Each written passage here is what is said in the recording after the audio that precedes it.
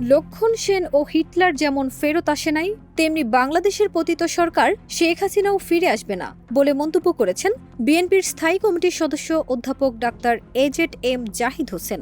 25 December জাতীয় press ক্লাবের অডিটোরিয়ামে জেটেপ আয়োজনে শীর্ষক আলোচনা সভায় তিনি এসব কথা বলেন।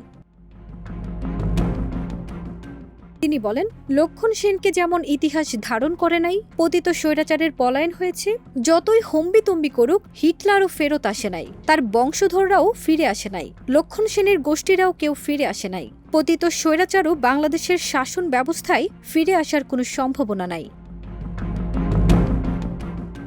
বিএনপি ক্ষমতায় যাওয়ার জন্য রাজনীতি করে না উল্লেখ করে তিনি বলেন, আমরা বলি না তারেক রহমানকে প্রধানমন্ত্রী বানানোর জন্য বিএনপি রাজনীতি করে। বিএনপি জনগণের অধিকার আদায়ের জন্য রাজনীতি করে। কাজেই আজকে যারা বলার চেষ্টা করেন আন্দোলনের মূল মন্ত্র ছিল এটা ওইটা।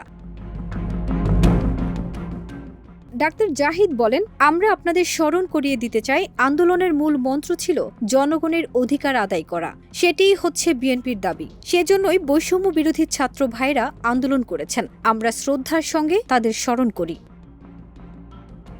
ফারজানা নিকিতা, দেশ রূপান্তর।